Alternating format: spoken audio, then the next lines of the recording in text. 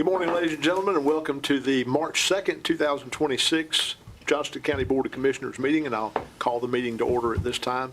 The first order of item on our agenda is our invocation, and we've asked Commissioner Michelle Pace Davis to lead us in that, and then we will remain standing for the Pledge of Allegiance, which would be led by our esteemed American Legion Post 141 from Selma. So please rise with me if you choose to do so, and we'll participate.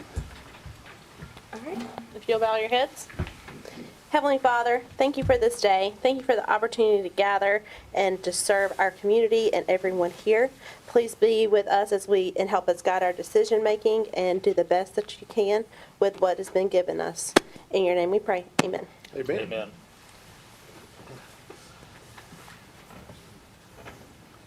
Good morning, gentlemen. Thank you, sir, for being here. Join us in the Pledge of Allegiance. I pledge allegiance to the flag of the United States of America and to the republic for which it stands, one nation under God, indivisible, with liberty and justice for all. Two. Thank you so much for being here with us today.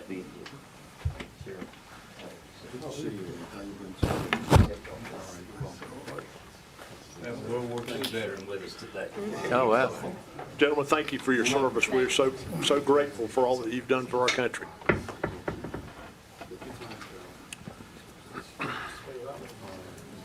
All right, Commissioner Stevens will not be with us this morning for the meeting. She is traveling, but will be joining us for the evening meeting. First item on the agenda is the discussion and approval of the agenda. Do I hear a motion or a conversation about that? I make a motion to approve. Second. I have a motion and a second. Any further discussion? Hearing none, all in favor let me know by saying aye. Aye. All right, motion carries. Consent agenda is the next item. We have approval of the minutes from the January 20th, 2026 meeting, 6 p.m. meeting. We have Department of Transportation additions to the system. We have a order to advertise tax liens, building and grounds to request to declare a trailer as surplus. The Sheriff's Office has a list of vehicles that they're going to surplus and sell at public auction. Then there's appointments to the Livestock Arena Management Board, as well as budget revisions for the jail and for the Sheriff's Department, and tax releases and refunds for January 16th, 2026 through February 15th, 2026. Do I hear a motion to approve the consent agenda? Chairman, I move that we approve it as presented. Have a motion? Second. Motion is second. Any further discussion? All in favor, let me know by saying aye. Aye. Consent agenda approved.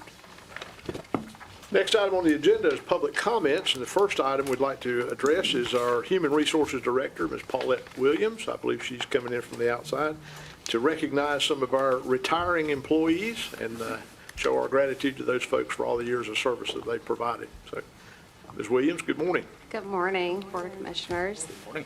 This morning, we are here to recognize our March and April 2026 retirees, as well as their respective departments. We'll ask those that are in attendance to stand and thereafter come up and take a picture with you all. For March and April, we have Ms. Holly Amon. She's with our 911 Communications with 10+ years of service to Johnston County. We have Mr. Earl Bailey with Public Utilities with 20+ years of service to Johnston County. And then not in attendance, we have Ms. Wendy Langdon Moore with our Public Health Department, 20+ years to Johnston County.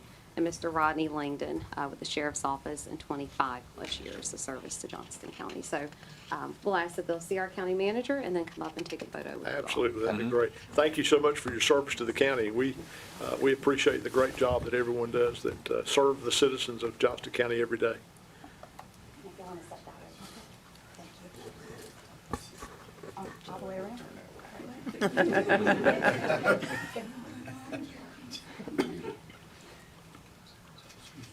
Perfect. Yep, you hang on the back.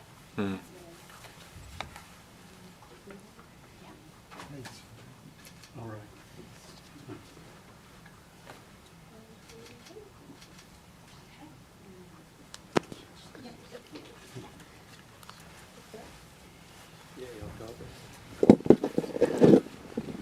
when you come up for the picture, we also have one of the Johnston County coins for you. And I've been told that they're hand minted in the basement of the courthouse. So, but I'll give you one of those when you come up. And y'all can just get a little closer together, that's fine.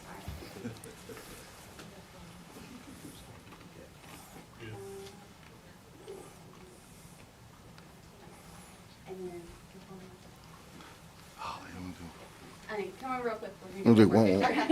In other words, it didn't turn out too. Here you go, sir.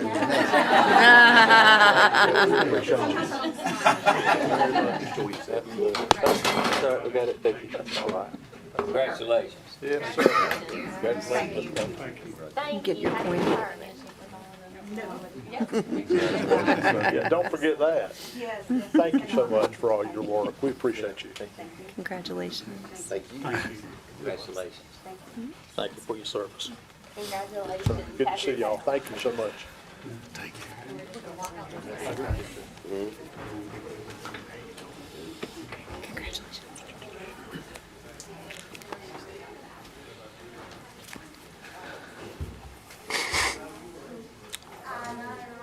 All right, next item on the agenda, as part of the public comments, is our county manager, Mr. Hester, has some esteemed guests that he would like to introduce to the public and to the board. Good Mr. morning, Hester. Chairman Harris, board members. Good morning. Yes, I would like to introduce a couple of colleagues, friends. Come on up, gentlemen. We got new manager Benson Dane Rideout, doing a great job, and then David Bone is in Orchard Lodge. So I wanted to introduce them to the board. I know some of you may have met them, but I look forward to working with them. We're already working on things, so. Absolutely. Welcome, gentlemen. We're glad you're here. Welcome to Johnston County. If you got anything you'd like to say, feel free. Words of wisdom, go We're- Well, first of all, I just want to thank you for the opportunity to be here today to meet you formally. Rick's been a great colleague and look forward to working with him and you. And, you know, we just want what's best for Johnston County and look forward to finding ways that we can collaborate and partner together. So thank you. Yes, sir. Very good. Look forward to working with you. Good morning, sir. Good morning. Good to see all of you this morning. Appreciate it. Hey, I just really want to say thank you for what you've done for Benson. I'm obviously extremely new into the job, and the strategic planning, foresight, and vision that you all put forth to bring in probably one of the most important strategic national projects in our country today with Benson Element, or with the Vulcan Elements, I like to call it Benson Elements, is huge. And being a military, veteran, I understand the importance and what it means. And I think you all are watching what's happening in our world right now, why it's so important. And we appreciate you all putting that, shaping and creating an environment that was conducive to the economic development that we're about to see put in place. So congratulations, and I appreciate looking forward to working with all of you. Thank you, sir. Thank you. Appreciate you being here. Looking forward to working with you as well. Thanks for coming. If there are any other members of the audience that would like to speak at the public comment section, please come forth at this time. Good morning, sir. Please state your name for the record. Good morning. Edwin Boyette, Rock Pillar Road. Just wanted to give some brief positive comments about the early voting period that just concluded. We had 12,386 voters in Johnston County who cast an early ballot. The busiest voting site was the voting site at Clayton, which had 3,725 voters. Now, Johnston County will have a large say in the outcome of statewide elections. The second busiest precinct in the entire state was Flowers Plantation with 1,620 voters. The turnout was a 9.7 increase from the 2022 midterm elections. And I just wanted to commend Ms. Price at the Office of Elections, Mr. Shawcross at the Board of Elections, the entire election site staff, particularly Annette Murphy, who supervised the Clayton Crossing site as the Chief Judge of Election. Across the county election site staff were knowledgeable, professional, and courteous. Early voting was conducted without any significant incident. High utilization of the curbside voting for residents. I think it was our election site staff just did a phenomenal job this cycle. Fantastic. Thank you for that Thank you, information. Kevin. Appreciate it. Anyone else who'd like to speak in public comment? All right. We'll move on to item number 4, the Veteran Service Office. Mr. Robert Boyette is present here to talk about a state grant budget revision. Good morning, Mr. Boyette. Good morning. Good morning, Commissioners. Back in October, I briefed to you about a grant from the state, and you approved that for the Veterans Office to apply for a $20,000 grant from the state to provide supportive services to veterans. Last month, the state approved that grant. Today, I'm here requesting a budget revision to incorporate that grant funds into our current operating budget. As part of that application process, I presented a scope of work to the state as to how the grant funding would be utilized. Some options were approved, while some were not. But I provided you with an executive summary of how the funds from the grant will be utilized. It includes funding for technical assistance such as software to support remote signatures, to reduce veterans' need to travel to our office for assistance, and also for telehealth support to reduce veterans' need to travel to the VA for medical appointments. We also, part of that grant would include staff training and maintain professional development and required accreditation, as well as monthly veterans workshops to disseminate benefit opportunities to our veterans. We'll also upgrade areas of our office, such as furnishings to accommodate veterans with disabilities, and a large portion of the grant will go toward community outreach, marketing, resource events, and informational packets. In summary, I'm requesting a budget revision to incorporate the grant funds into our current operating budget, and I welcome any questions that you may have. Any questions for Mr. Boyette? I just have one, Colonel Boyette. The categories that you've got here, you're limited to spending that money within those categories, is that right? Yes, sir. Well, I commend you for reaching out and getting this money and bringing it here to Johnston County. Absolutely. Okay. Any other comments or questions? All right. Then I hear a motion to approve the budget revision. I move to we approve it as presented. Second. Have a motion and a second. Any further discussion? Hearing none, all in favor, let it be known by saying aye. Aye. Any opposed? Thank you, sir. We appreciate all your work. Good job. Thank you. Yes, Thank sir. you.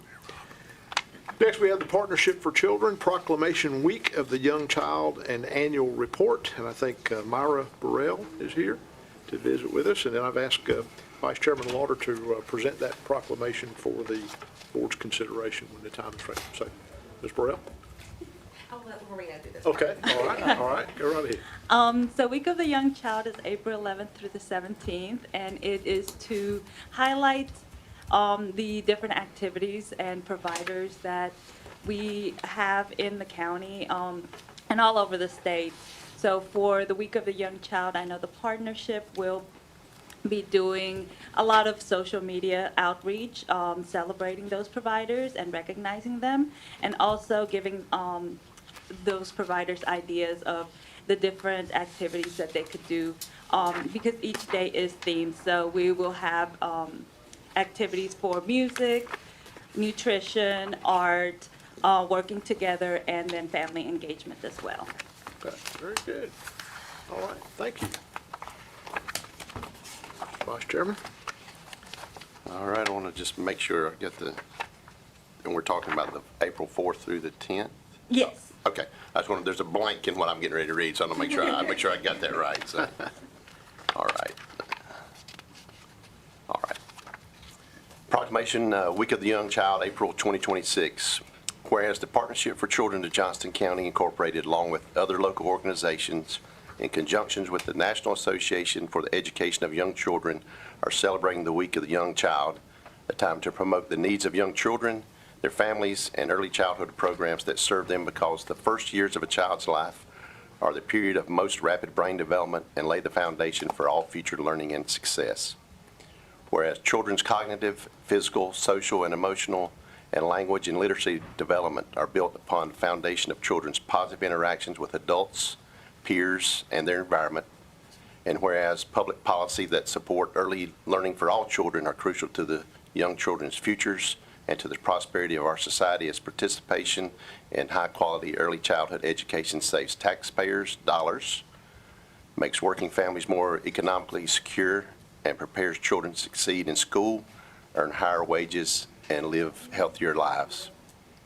Whereas high-quality early childhood education depends upon high-quality early childhood educators who ensure that children supported by families have the early experiences they need for a strong foundation. Whereas the majority of these costs, which often exceed the cost of a year of college tuition, are borne by parents who often can't afford it. Whereas young children need early childhood educators who are incentivized and supported to provide high-quality care to those with high and special needs. Whereas working families need robust subsidies, scholarships, and tax credit for families at all income levels that support the true cost of quality early childhood education. Whereas early childhood educators need the ability to earn a family-sustaining wage that is commensurate with the required education and skills they bring to the complex and valuable work they do. Therefore, Johnston County Board of Commissioners does hereby proclaim April the 4th through the 10th, 2026 as the Week of the Young Child, and hereby encourages all citizens to work to support and invest in early childhood in Johnston County. And Mr. Chairman, I make the motion that we adopt this resolution. All right. We have a motion. I second it. Motion and a second. Any further discussion? Hearing none, all in favor, let it be known by saying aye. Aye. Thank you very much for your support and work with the partnership. Ms. Burrell, I think you have more that you'd like to report on now. Yes, please. Okay. I have sent ahead the copy of our annual report, and I wanted to walk you through it and highlight the impact that the funding you provided has had. So I am Myra Burrell, the Impact Director of Partnership for Children. I am joined by Lorena Esparza, our Quality Support Manager, and Melissa Johnston, our Early Education Manager. Again, thank you for all that you do. Third grade is a time where children transition from learning to read to learn. And Read to Grow Johnston County knows how critical that it is for children to read proficiently by the end of third grade. Children reading proficiently at this time are more likely to graduate and successfully enter the workforce. Some areas use third grade reading data to determine where to build prisons. So it just shows how critical it is for children to be reading at this time. Read to Grow Action Team impacts 3 areas: school readiness, out-of-school learning, and attendance. Heather Macy comes before you several times throughout the year and gives you a lot of data and impact, so I'll keep it brief and not repeat what she provides. But on page 10 of the report, you will see the impact of one of the out-of-school learning initiatives. We partnered with 3 summer programs to engage children in literacy throughout the summer. 88% of those children maintained or increased their reading levels over the summer based on the Dibbles assessment. Pause for Reading is another activity in which children adopt a stuffed pet and pledge to read 20 minutes a day to it. During these events, we have celebrity readers, and on page 4, you'll recognize one of our celebrity readers. Some of them are not so celebrity. School Readiness has a Kindergarten Readiness Nights events throughout the month of March. We're gearing up for our latest one. I do believe Commissioner Rose has volunteered at these events before. Rising kindergartens get to walk through the lunch line, go on a school bus, tour a kindergarten classroom, as well as participate in learning stations in the cafeteria. Parents get to leave with skill builder kits to work on these skills during the summer before their children enter kindergarten. Last year, we had 170 participants complete a survey, and 100% felt confident in preparing their child after attending the event. Overall, Read to Grow has been extremely successful, and your support has played a big part in this. In fact, 2 of our original target schools have gotten to graduate, as we like to say, and we've added 2 new elementary schools to our target schools, Princeton and Corinth holders. As we talked about in the proclamation, brain development the first 5 years is rapid. 90% of the brain development happens during that time. So it's important to build a strong foundation for future success. The funding you have provided has helped support school readiness. On page 9, you will find the NC Pre-K Growth Report, which highlights the invaluable impact this program has had on child development and learning. Funding supports parents applying for this amazing program. This year, over 670 applications were received, and approximately over 356 children have been served so far this school year. Applications have now opened for the 26-27 school year. They opened on February 1st, and we've already received over 220 applications for this upcoming school year. However, as wonderful as early childhood is, we are in a child care crisis. Since July 1st, 15 facilities in Johnston County have closed permanently for a variety of reasons, but we know one of those reasons is the lack of qualified staff. One way we are addressing this is through our child care academies. These academies are funded by grants and county support. On page 7, you can see the success of our first year of child care academies. These participants graduate with the necessary items to walk into a facility and be a teacher assistant. As you can see, over 50% of them from last year were employed in a licensed child care facility. This year, we have been able to hold 3 more, with the last one ending February 20th and one starting today, actually. So far this fiscal year, we've had 22 participants, and at least 5 of those have received work. We're still doing follow-up, especially considering our last academy just ended.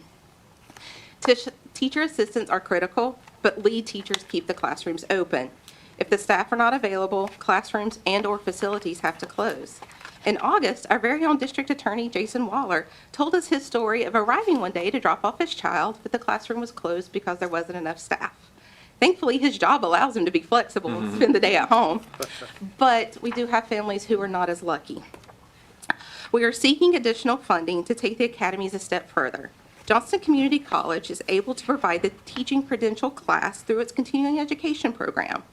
Funding would allow us to pay for our child care graduates to continue, attend JCC, and earn their teaching credential, making them eligible to serve as lead teachers. This would keep classrooms open and support the workforce.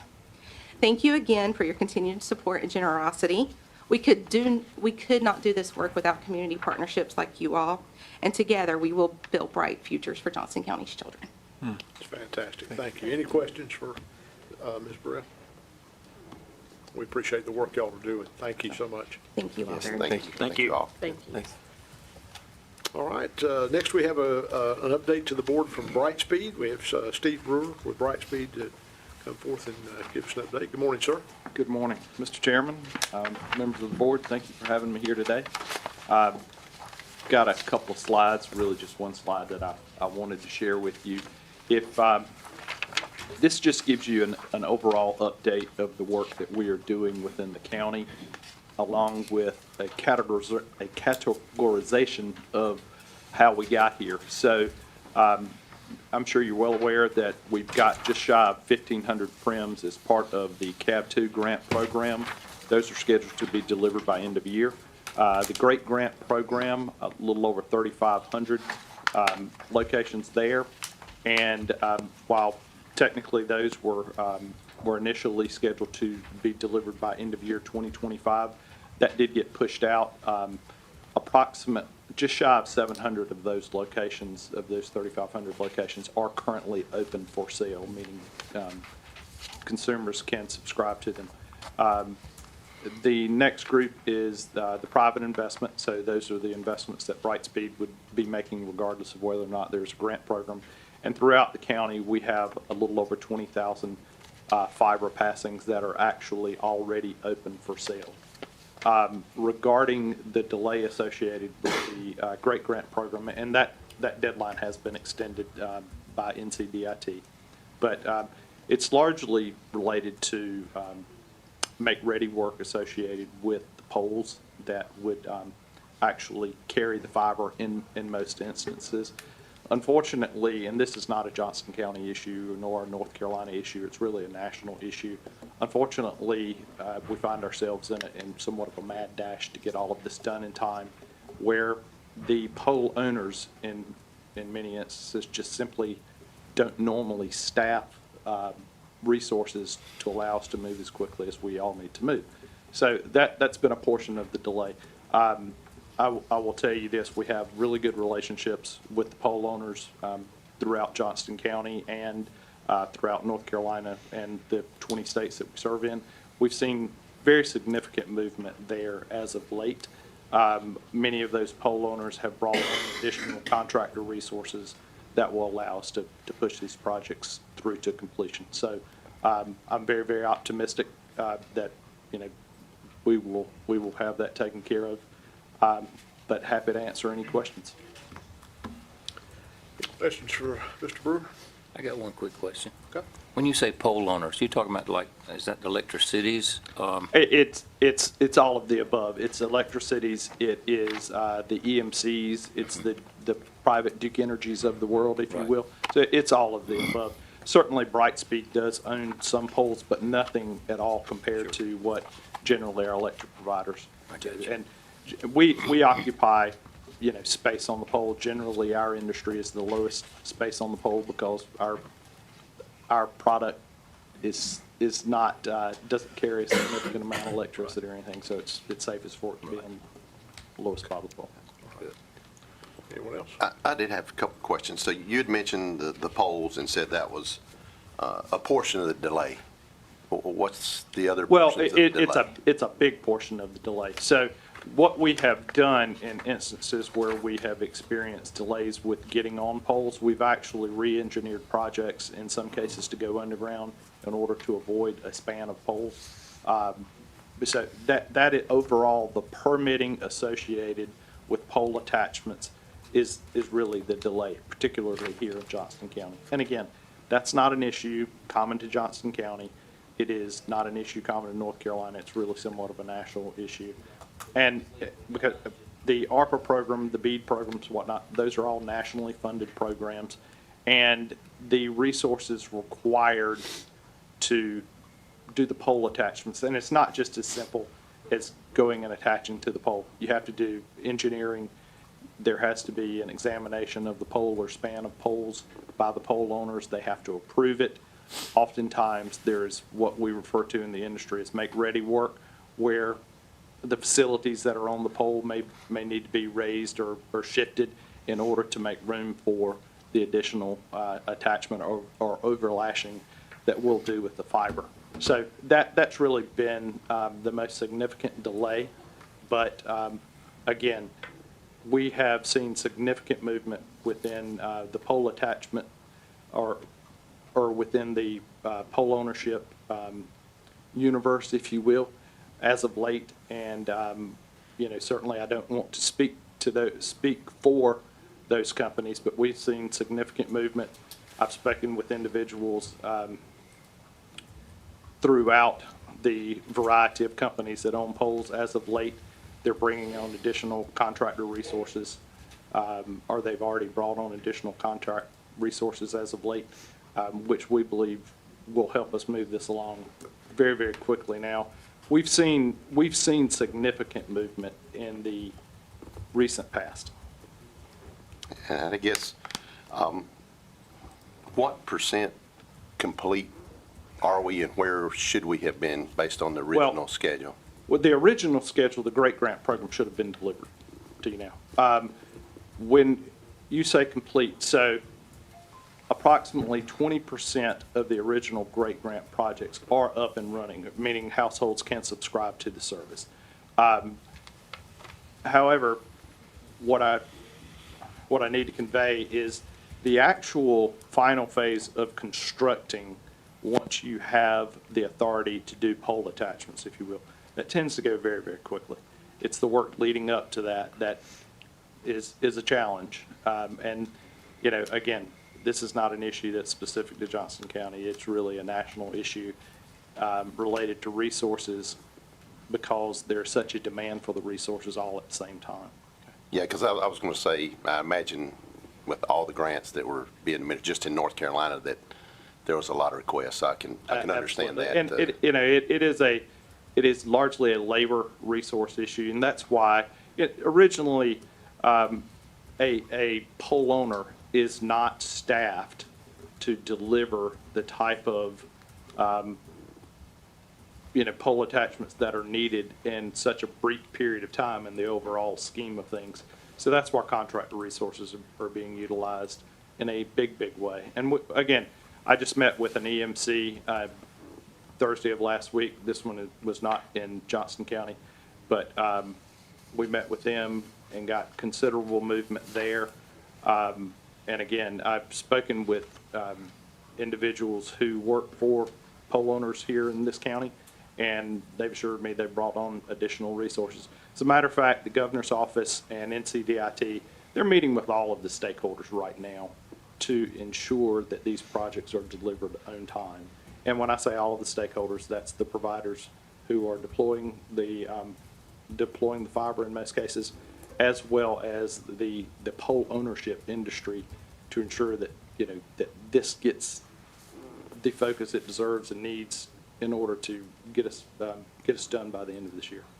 And when you say on time now, what is the new on time? Well, the Great Grant and CAB grants have been, as far as our contract with NCDIT, have been extended to year-end 2026. Now, you will, and it's not like we turn up all of them at the same time. Like I said, we're about 700, just shy of 700 of the original Great Grant consumers can subscribe to services today. So as they get turned up, or as we pass them and they come online, we'll go ahead and turn them up. So you're not going to see all of them delivered at the end of the year. You're going to see them delivered as we lead up to the end of the year. But you feel comfortable right now that we'll make that? Because this board has a decision. We've got $500,000, I think, of ARPA understand. money Yep. hanging out there. We've got to figure out what to do Yes, with sir. if it doesn't happen. I have, with the movement that I've seen lately, yes. Okay. And again, we're actually, when I say we, Brightspeed is meeting with DIT this week. All of the providers are going through this with DIT, as well as the pole owners. The pole owners are meeting with DIT and the governor's office.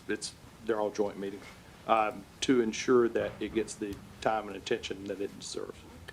I don't have any other questions. Thank you. I do, Mr. Chairman. What kind of subscription rate are you getting, Steve? So, and we are initially, we hope to, within the first 12 months, to get somewhere in the 30% take rate range. Obviously, that's kind of all over the board. Right. I don't know Johnston County subscription rates in those grant-specific locations as we currently stand. I'm sure it's something that we could track down. But that is, the demand that we're seeing for fiber is significant. Right. Particularly in the grant locations, it's generally, the subscription rate is generally greater because in most instances where you've got a grant applicant, they are the provider in the area. Whereas within a city or town, they may have multiple options there. But I'll be happy to track down that information and share it with you. Yeah, I was just curious as to, I know getting the fiber is one thing, but getting people to sign on is something else. You've got a question? Yes, indeed. Mr. Brewer. My question gets back to the pole mounted cable. I'm aware of some situations that have occurred in the past with all the communication wire being on poles where, excuse me, the height of the wire above, excuse me, above driveway access to farm fields Yes, sir. was insufficient to allow equipment to clear that wire. Do you have standards that would? Oh, yeah, there are industry standards that require that. And certainly, as an attachment has been in place for a significant amount of time, there can be instances where weather or some other means has caused that to lower. And if you become aware of a situation in your community where perhaps we haven't spotted, this gentleman right here knows how to get in touch with me anytime. We entertain those situations and resolve them very, very quickly. Well, where in your particular case, but I know it has come up in some past instances, and there seemed to be some confusion amongst who was responsible for moving the wire higher. So, and that's really part of everything that we're going to. That's part of that make-ready work as we do the deployment. As an additional attachment needs to come on or as overlashing needs to be done, sometimes there's make-ready work where everyone on the pole needs to shift up. Yes. And our industry tends to occupy the lowest place on the pole. Now, that doesn't always mean that, I was driving back from Ferguson, North Carolina yesterday in the mountains, and it's interesting, in the industry, I'm noticing, okay, there's some lower wires. Now, it wasn't within our service area, but those things certainly do happen, and we address those right away. And if you do have a constituent that encounters that situation, please let us know, and we'll get it resolved. Thank you. Thank you. I had one question, too. Yes, sir. Speaking of the low wires, I did have that issue with Brightspeed in Princeton. It was kind of hanging low, and a truck took it out, and it was going to be days before it could be repaired. But what my question was, kind of on what Commissioner Lauder was talking about, is we've got this ARPA money we got to make sure Yes, sir. that we use. And so with the extended date, most anytime a project extends, it gets more expensive. So are we being able to guarantee that the same number of homes are going to be served with what was originally? Yes, okay. we're under contract. This by and large is not an increase in expenses unless we do bypass a span of aerial poles to go underground. Mm-hmm. We have done that throughout so that we can continue the project moving forward. And underground is more expensive than aerial. That's what I was asking. So, Yeah. but that hasn't But affected that's going to anything? be on us Okay. for the most part. Okay. So, yeah, it's not like we're going to come back to the county and seek additional funds. Okay. Any other questions for Mr. Brewer? I actually signed up for Brightspeed. Mm-hmm. I thought it was a great idea until they came to install it, and they won't install it where it needs to go. They would only put it on the ground level of the house, and all my mechanical stuff is upstairs. There's a room up there, so they want to come in on the living room wall, and my wife was not thrilled about having all that stuff stuck on the inside of the living room wall. So we unsigned up for Brightspeed. Well, there are options for, if you are wanting to ensure coverage throughout your home or area, there are extenders. There's actually a mesh product that can extend the signal as well. Yeah, this was the physical stuff that comes inside the house. They would only locate it on the ground level of the home, which is. Well, let me look into that. See if there's a better. Well, I'm not asking for any special treatment. I was just as a statement. I was really excited about it because it came through our neighborhood, and I thought, well, this is great. Yeah, let's sign up for fiber. But it wasn't quite that easy. So it was an interesting process. So I'm not a Brightspeed customer. Well, we need to work to change it. I'd love for everyone to be Brightspeed customers. I understand. Any other questions for? I was just going to ask, could you come back in June and give us an update I'll be happy to on come this? back. There's some progress. Yeah, that'd be great. Yeah, I'll be happy to come back. I'm in touch with this gentleman all the time. So he has he's had your. And we do provide, and when I say we as the industry, we provide quarterly updates to NCDIT, and then NCDIT shares them with the county or with our grant partners. So you will get those quarterly updates, but I'll be happy. We like seeing you better. Absolutely. And I'll be happy to do that. All right. Sounds good. Thanks, Thank you, sir. Steve. Appreciate it very much. Mr. Hester, did you have something you wanted to add on that topic? If I may, and I appreciate Mr. Brewer coming today, and I like Mr. Lauder, agree with him that I enjoy this presentation, updates in person, reports are great, but it's always. But just as a reminder to what Mr. Lauder, Mr. Rose said, the county did commit $500,000 in that federal opera money to be paid at the end of the project. So those funds, unless there's some extension I'm not aware of yet, they expire at the end of 2026, the ARPA funds. So in that case, if we wait to the end, then that money would have to come from somewhere else, general fund. We prefer to keep it with the ARPA. The CAB grant, there was no match there, so that's why we wanted to get an update, have an update today, and I appreciate Mr. Brewer being available for phone calls and things of that nature. So thank you. Okay, thank you. All right, next item on the agenda is our Building and Grounds Director, Daniel Clifton. He's going to come talk with us about the District Attorney renovation project. Morning, Chairman. Morning, sir. How you doing? How are y'all? I come for you today to get your approval to proceed on the DA area renovations. We received 8 total bids. Of that, the lowest bid was Talent Construction at $524,900. We've worked with them in the past and looking forward to getting this project started. So this is a much-needed project, improving their work area and workflow for those employees up there. Any questions for Mr. Clifton? And so, this is for the DA, which will be included in the courthouse. What part of the courthouse is this renovation project going to be taking part The in? third floor. Third floor, of the- okay. It's actually the existing DA's office. Okay. Or the past DA's office. That area that was DA's office, and now they've moved into child support, so we can do these renovations. Okay. What is that? Can you give us a little summary of what that Okay, renovation is? basically, we're adding an additional of 8 offices. There'll be 8 offices, a dedicated lobby, which they've not had, coming off the elevator. There will be informational screens there to help, with signage and so forth.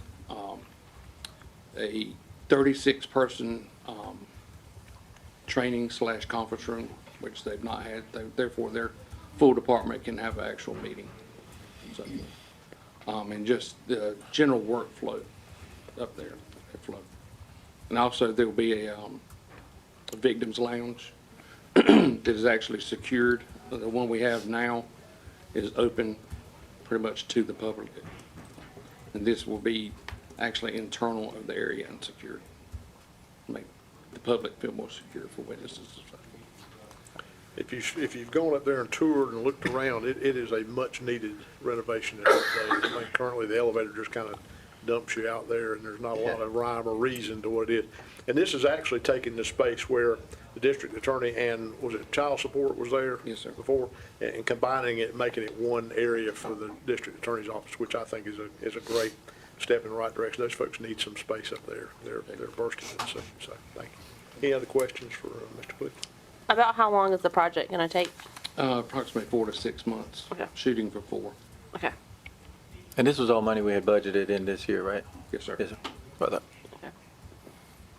And I'm just looking at the bid tabs, and bids were very close. It was, yeah, it's surprisingly how close they were. Yeah.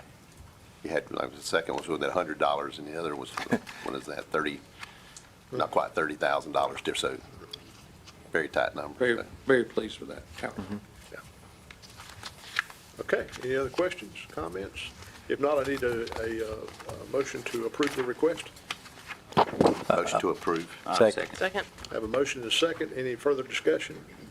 Hearing none, all in favor, let it be known by saying aye. Aye. Any opposed? Mr. Clifton, thank you for your work on Yeah, that. thank you. I think it's been a Thank great you. project. Thank We you. appreciate it. All right, next item on the agenda is Johnston County Fire Commission presentation for the Fire Service Minimum Staffing Strategic Plan. We have our Fire Marshal Travis Johnson and our Fire Commission Chairman, Chief Chris Ellington. Good morning, gentlemen. Good morning. Morning. Y'all come in. How are y'all? Good, Good. good.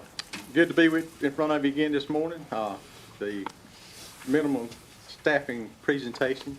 The Needs and Compensation Committee, Subcommittee for the Commission has done a great job with this, as well as our staff. Jordan has done a really great job gathering a lot of data for this presentation. I have Chairman Chris Ellington with me today to answer any questions you may have on that. I also have Director Parker, Deputy Fire Marshal Jordan Piper, and Barry Stanley, Fire Chief. And Vice Chairman of the Fire Yes. Commission. Yeah, absolutely. Welcome, gentlemen. Chairman, Commissioners, good morning. Good morning. I'd given you about a month off before last update, so I figured I'd come on and give you another one. But I want to talk about a strategic staffing plan today. And this is in a draft format. I think you have it in front of you. And what we're combating is not a Johnston County issue. It's a national issue of volunteerism, whether it's a church or a civic organization or a fire department. Volunteers are not there like they used to be. We're also much busier than what we used to be. The time to volunteer is not there anymore. And we realized that early on in our project when we were going to the Fire Service Protection District, that staffing was going to be our biggest line item that we needed to address, but it's also going to be our most costly line item to address. We identified about 2 years ago that we were going to need 70 firefighters to inject into our system over the next 2 to 3 years. Well, we're losing those members now to other counties, other departments, and moving out. Our goal is to keep people in Johnston County, keep them working here. We want to, with our school system, with the fire program and the college, we're building firefighters, and we don't want to see them go to other counties. We want to see them work here. They're Johnston County people, and that's what we want to keep.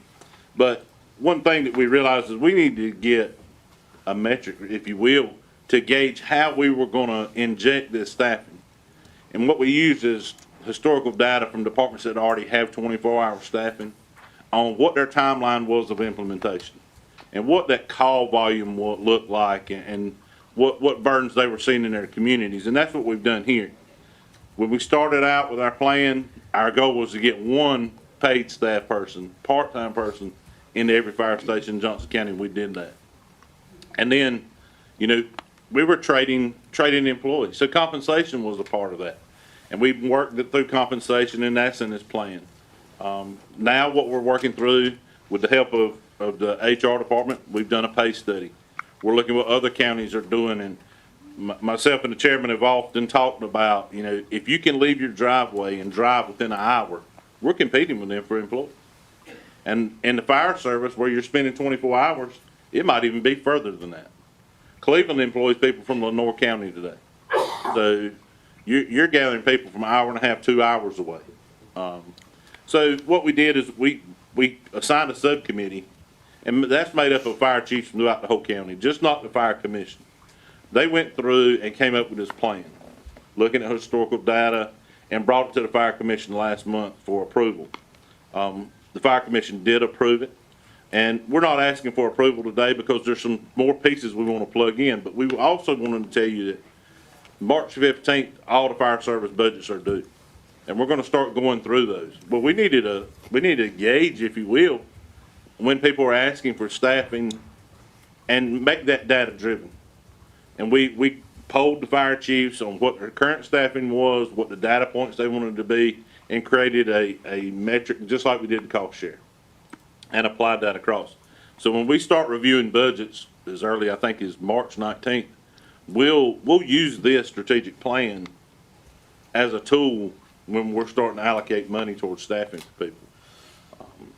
You know, we have goals for ourselves, and one of those goals is to have at least 2 people Monday through Friday, and those can be part-time or how the department chooses.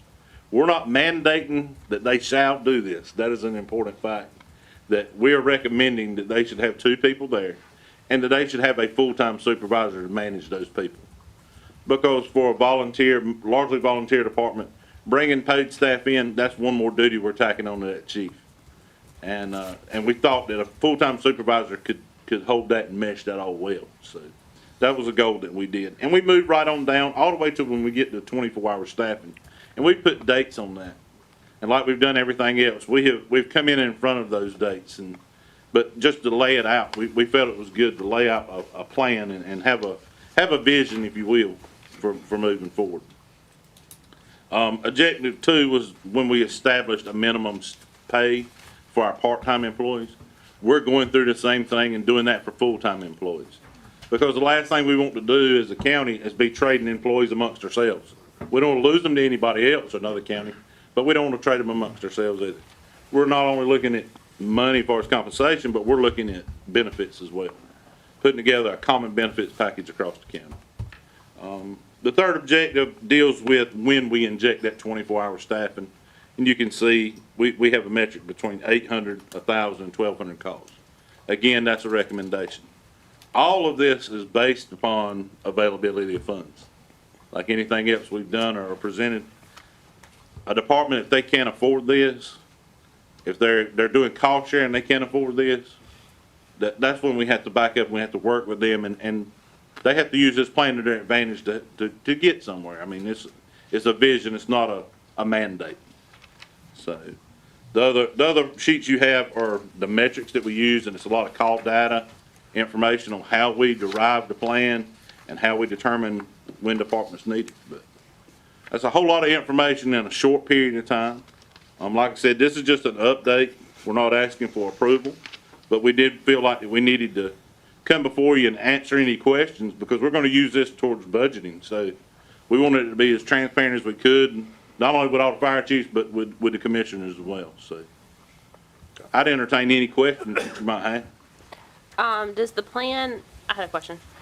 Does the plan also kind of go into, I know we're already talking about budgets and planning and all that, does it also kind of go into any renovations that fire departments might need to be able to house and So accommodations for now having full-time staff or part-time staff that they may not normally have? that is one of the things that's being studied through the fire station study. Okay. And I think that is wrapping up here very shortly. Yeah, I'm excited to see that report. I am too. That's been a long time coming. Yeah. We're working with finance now to determine the amount of debt service that we need to look at in the Fire Protection Service District, not only for Okay. apparatus, but for construction of new Right. stations or renovations. Right, because I know Princeton is going through their renovation now, so trying to see what other stations might have to have some renovation to accommodate.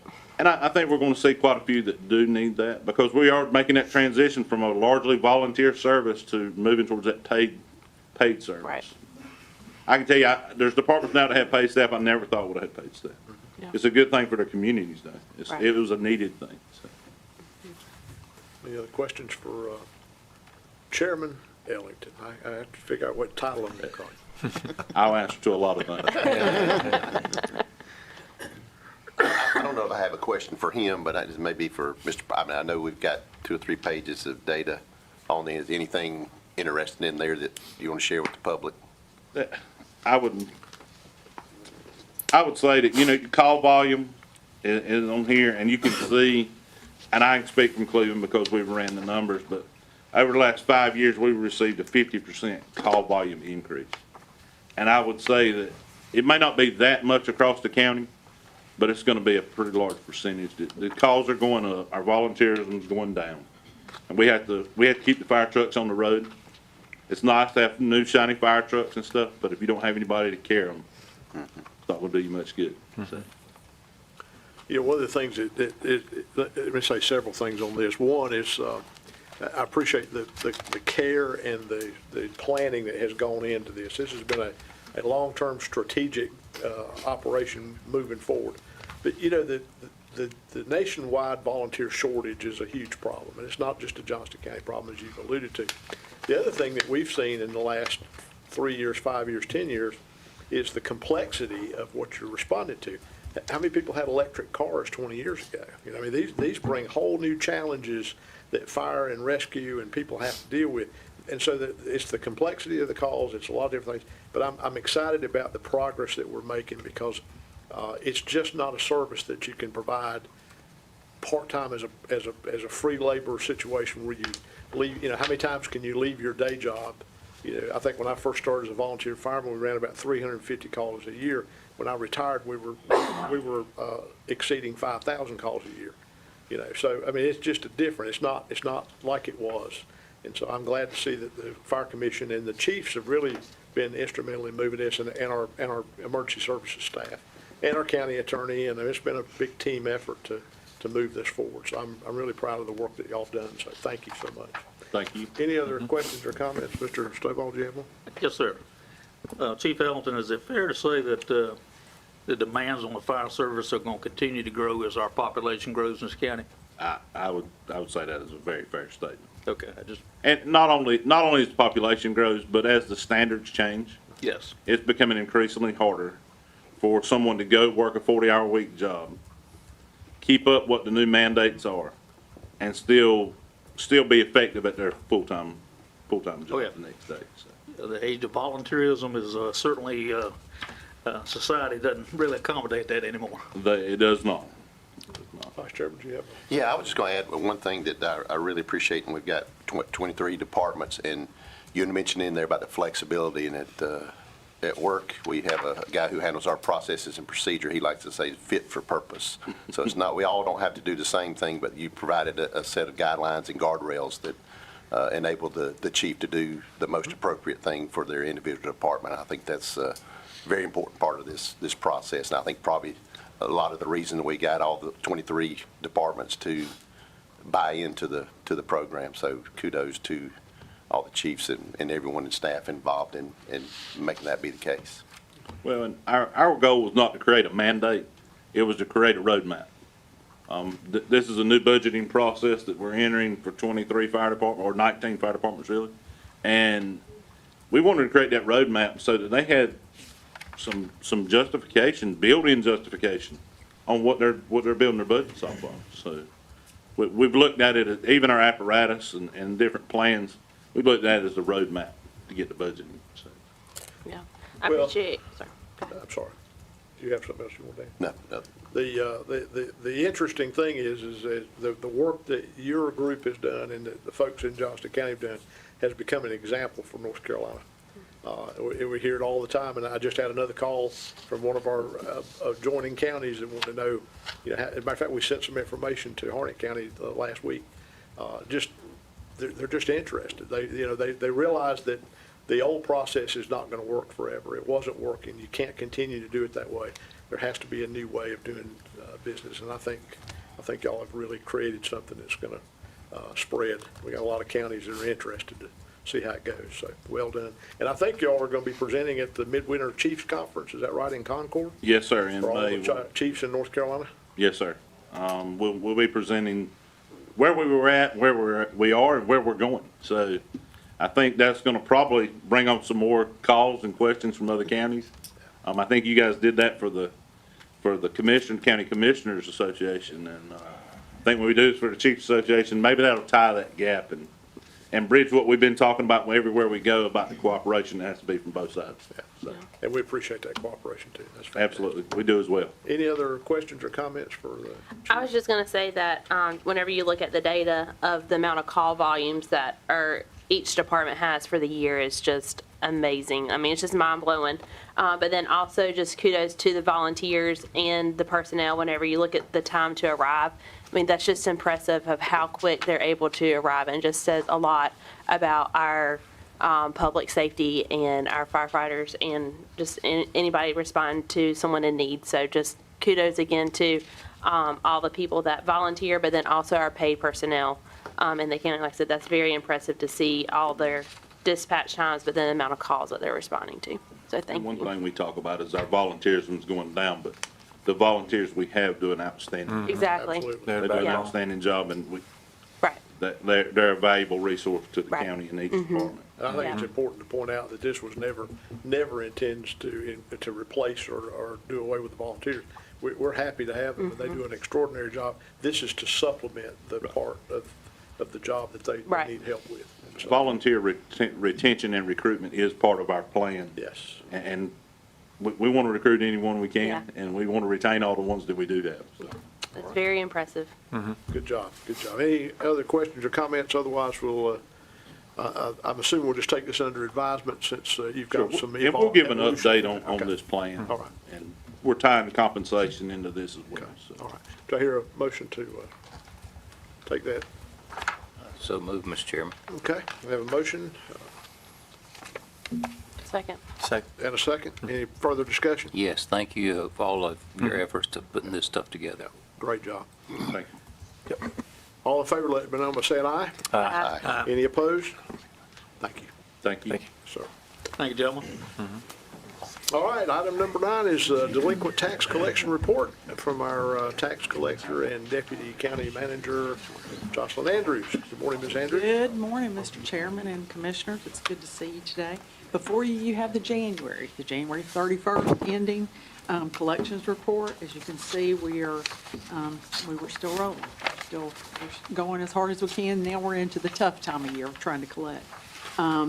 Earlier today, y'all authorized the advertisement for us to advertise delinquent taxes. We'll be working on that, and that will probably be in the next month or so. So anyway, like I said, before you are the numbers, I'll be happy to take any questions you might have. Any questions for Ms. Andrews? Just a quick question off the top of your head. Do you Yes, know, sir. what does 1 cent tax rate represent, dollars? Rick might know. I'm going to turn and look at the finance. 4.5 million.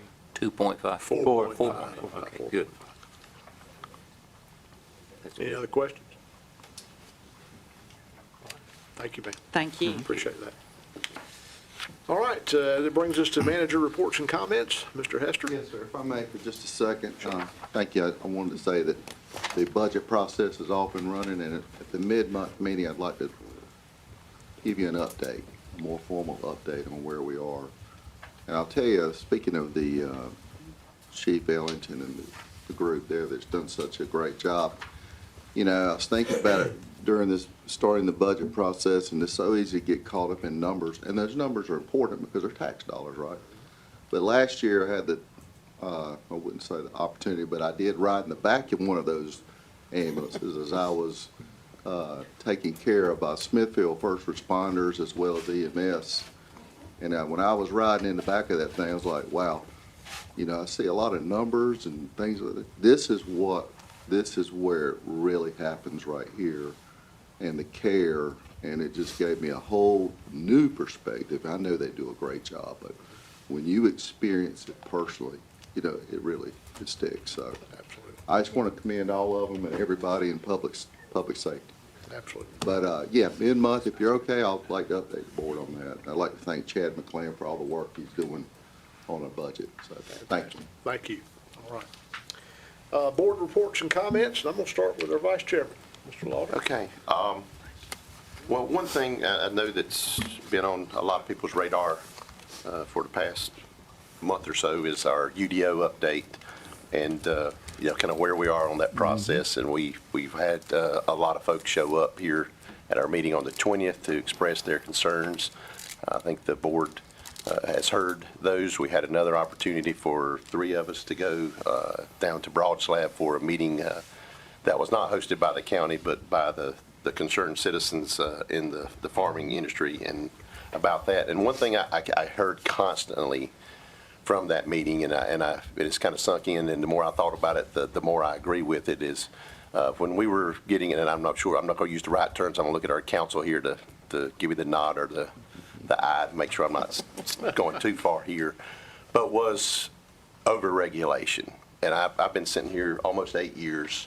Mr. Godwin's been here longer than that, but we've had one complaint come to us related to, and I'm going to use the incorrect phrase here, but backyard animals. And the one case that made it to us. And so again, I think it's a case where we're looking at individual property rights and their impact on their neighbors. And again, the whole UDO process is a fine line to walk for orderly development of our county, but not impinge either on your personal property rights or you impinge on your neighbors. But I think that we've probably crossed that line when we were looking at the number of animals and all the things that go in there. And I would love to see and recommend that this board and staff take a look at what we can do to remove those regulations. I think we have option with nuisance ordinances. We already should have animal protection ordinances. But again, I think we took something that hasn't been an issue and we made it just a tiny issue. I mean, when you have 1,000 people show up on a Tuesday night for a meeting, I think there are a lot of upset people. So that's just my thoughts for this board and staff as we go forward to let's undo that problem that we created. And I think there's a better solution for addressing that than telling everybody what they can have or not have in their backyard and how many of them you can't have. So just my thoughts. Okay. All right. Commissioner Rose? So that I was able to attend that meeting also Tuesday, and yes, I thought I will commend everyone that was there. They were passionate, but everybody was very respectful as well. So I appreciate that. I think that goes a long way toward us making some changes to the UDO. And since this has been a topic that we've been talking about for the last few weeks, I just wanted to make sure that it's on the public record that the UDO was never intended to just be an animal head count document. It was all about protecting farmland and having a smarter growth plan. And there were some buffers put in place to protect farmland from encroachment of residential areas. And so there was a lot more to this thing, and I do think the overall intent is still good, although it has gotten sidetracked a little bit. And I do think that we are listening, and those things are going to be corrected. And I just want everybody to be rest assured that is the case. On that note, it has been a whirlwind last few weeks, and I have enjoyed getting out and talking to a lot of people that normally or haven't seen before. They have a lot of questions about everything, and it has been a real honor. We've had a lot going on. I don't even know what your events to talk about over the last couple of weeks since we met again. There's been so many, but as Edwin mentioned in public comments, it is voting time, and I just want to remind everybody tomorrow is Election Day. Thanks. All right. Commissioner Pace Davis? Yeah, I was just going to go back on to last week of the groundbreaking at Clayton High School. It was a great day. It was a very bittersweet and emotional day. Standing back in my former parking space that has now been all tore up. But it's exciting for the Clayton community and for Clayton High School, but it's also bittersweet too. But it was just a really great event seeing the community come together and our partnership and relationship with the Board of Education with that project and those that are definitely were involved in those meetings. Thank y'all to the commissioners on the board that helped with those conversations and moving that project along. And I'm excited to see it all come to life now. So it was a great day. Exciting time. Commissioner Stovall? Mr. Chairman, thank you. Assuming I can get this frog out of my throat, I apologize. We can come back to you if you need to. My coughing. But I just want to mention that this Friday evening at the Extension Office, the 4-H annual 4-H Achievement Awards program was held in a dinner there. And I attended that with my family and very pleased to see the turnout there.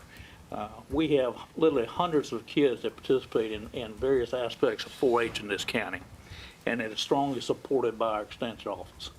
And it was a night to recognize the 4-H clubs, their members, and the volunteers. And I'll emphasize that. It's an all-volunteer organization. And you've got committed people out there that handle everything from you've got animals, you've got crafts, you've got baking, and you've got shooting sports. It's amazing. So I just want to offer my appreciation to the Extension Office for the event they hosted and the recognition of the 4-H program. I'll add to that before I move to Commissioner Godwin. Commissioner Stovall's being very modest because he was also presented with the 4-H Legacy Award. Congratulations to that, Commissioner. And I think your son, Jonathan, was presented with an Excellence in Volunteerism Award. So yes. We appreciate your work with the 4-H program, and that is, as you said, is a wonderful program and it does a lot for the community. So congratulations on that. Commissioner Godwin. Thank you, Mr. Chairman. Since I've been on this board, I've always been appreciative of engagement of their citizenry. You know, when people are passionate about or just paying attention to what's going on. But this UDO process has been a blessing and a curse in that I've seen a lot of cynicism, and it's always a typical thing to be against the government. The government's out to get us. I've had calls accusing us of encouraging subdivisions because of increasing the tax base. And what maybe a lot of people don't understand is, and we're doing a cost study now, it's a losing proposition with residential growth. It costs more to provide services than it does to increase the tax base. So we'd be foolish to try to do that if that were our goal. I just want everybody to understand that we're trying to do the best we can and trying to achieve a good level of life for everybody. And when everybody wants to enjoy it at the same time, it gets difficult. So just bear with us as we go through this process and continue to be engaged. But please leave the cynicism at home. Thank you. Thank you, Mr. Godwin. Just a couple of items that I have, and one of those is about the UDO process. I personally think it has been, it's been an evolutionary process. It's a big process to undertake, and everybody has to understand you have to start with the first step, and then you've got to get to the end. And the getting to the end has been the exciting part because you have got a lot of engagement of the people, and I think that's fantastic. Government works the best when the people are involved. It's not about us sitting up here making decisions that affect everyone without their input. I mean, I think everybody on this board wants the input of the citizens. So we want to hear from you. We want to talk to you. I know everybody answers their phones. They read their emails. I mean, they go out to countless events to hear from the public. And this has been a really, the public hearing that we had here in this room a month ago, I thought it was fantastic. And we had standing room only in the hallway, but that's when we get things done. That's when we really can affect change that is going to be positive for the county going forward. What we all have to remember is, with 265,000 people in the county, we're never going to come up with something that's going to be pleasing to everyone. But I think we can get really close to doing something that is meaningful, that gives us control over what's going on in the county, and lets the people who don't want growth and the people who do want growth, we can find some type of compromise. I think it's unrealistic to say we don't ever want anybody to ever move to Johnston County again. I don't think that's realistic. There's no law that says if I want to pack up and move my family to Tennessee that I can't do that. And so, but I think we can have some responsible usage of the land and do things to protect our agricultural community, which is very important to the county, and protect the way of life that we all love here in Johnston County. I think that's what we're all after. It's just how to get there is sometimes the question. But the UDO, I think we're going to get there. I feel confident about it. We're having a lot of engaged conversations with, and it's interesting that you got developers and farmers are all working together to try to come up with some plans that everybody can feel good about. I think we're in a good place, and I think we'll get to the end result and we'll cross the finish line. So that being said, we do not have a need for a closed session. The board will be attending a lunch at the Johnston County Cooperative Extension at the Ag Center today for informational purposes. They're providing their presentation to that. And with that being said, I'll entertain a motion to Chairman, I adjourn. move we adjourn. Have a motion? Second. A second. All in favor, let me know by saying aye. Aye. Meeting is adjourned.